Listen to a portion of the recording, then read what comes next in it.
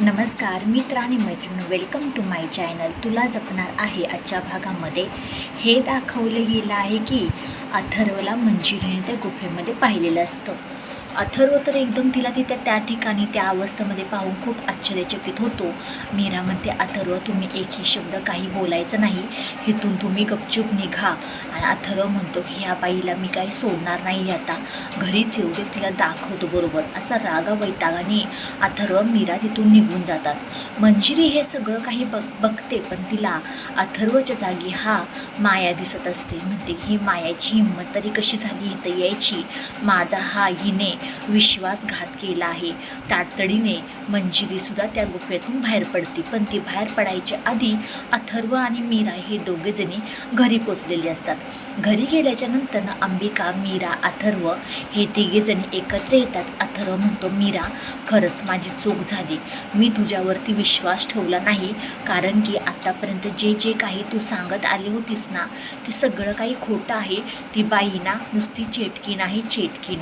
असं बोलल्यानंतरनं तावातावाने अथर्व मंजिरीच्या रूममध्ये जायला निघतो.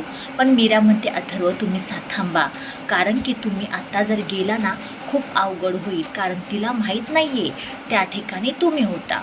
मीराला अथर्व म्हणतो की अगं माहीत नाही म्हणजे कसं काय, आम्ही दोघांनी एकमेकाला समोरासमोर पाहिलं आहे आणि एकदम स्पष्ट, असं नाही की काहीतरी वेगळं झालं होतं.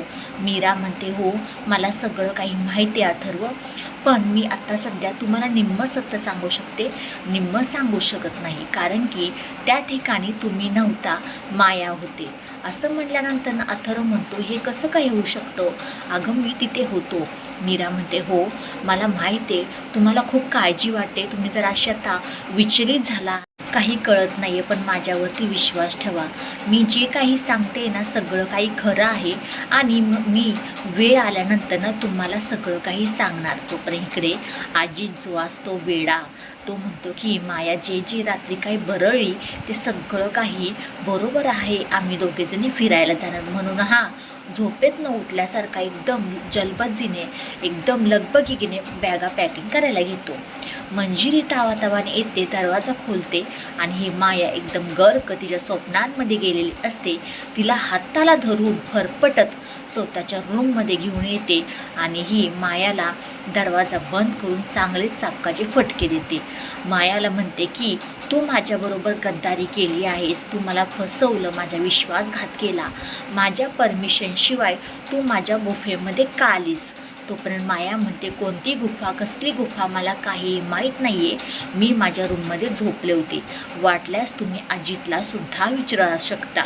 तोपर्यंत मंजिरी म्हणते, नाही ती खोटारडी बाई आहेस तू, मला तू फसवू शकत नाही, एवढं लक्षात ठेव, मी तुला तिथे पाहिलं होतं.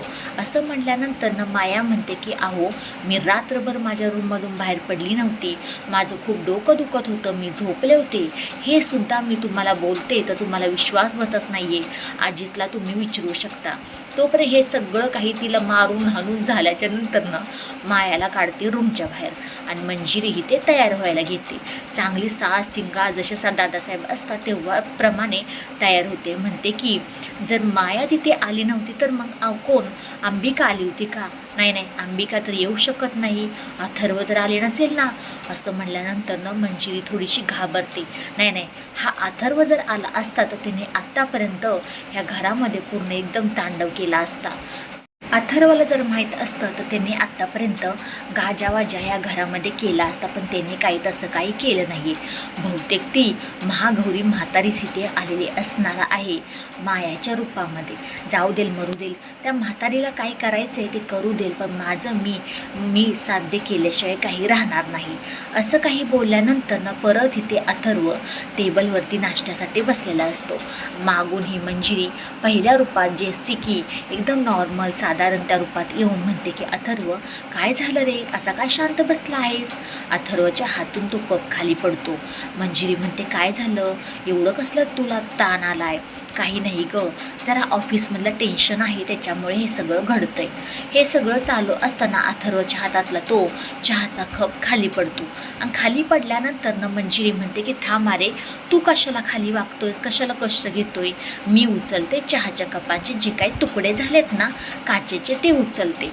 ते उचलत असताना इथे मंजिरी म्हणते ह्या अथर्वला झालंय तरी काय, कळायला सुद्धा मार्ग नाही. पण इथे वेदाला पाहता शनी मंजिरी म्हणते, वेदा बाळा, तुझ्या दोन्ही आयासुद्धा माझं काही ऐकत नाही. त्यांना अद्दल घडवण्यासाठी मी तुझा वापर करणार आहे. म्हणून वेदाच्या पायामध्ये ते कपाचे तुकडे टाकते. तेवढ्यात ही मीरा येते, म्हणते की वेदा बाळा थांबा रे, खाली बघ जरा तुझ्या पायामध्ये काय आहे ते.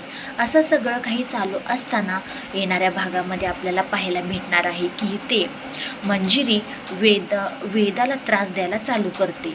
कारण ही अंबिका मीरा तिचं काही ऐकत नाहीत. वेदाला त्रास देते म्हणजे वेदा जिथे कुठे प्रत्येक ठिकाणी ती फक्त मंजिरीची गुफा दिसत असते. त्याच्यामुळे ती वेदा खूप घाबरलेली असते. अथर्व, अंबिका, मीरा ह्या तिघांनाही कळत नाही वेदा अशी का करते. बघूया आता मीराला नक्की वेदाचं कारण कळेल का. व्हिडिओ शेवटपर्यंत पाहिल्याबद्दल खूप सारे मनापासून धन्यवाद. आवडल्यास लाईक, शेअर, सबस्क्राईब करायला अजिबात विसरू नका. चला भेटूया पण पुढच्या व्हिडिओमध्ये. आणि हो, आपले शॉर्ट्स व्हिडिओही यायला लागलेले आहेत, त्यालाही तुम्ही लाईक, शेअर, सबस्क्राईब करा. बाय सगळ्यांना.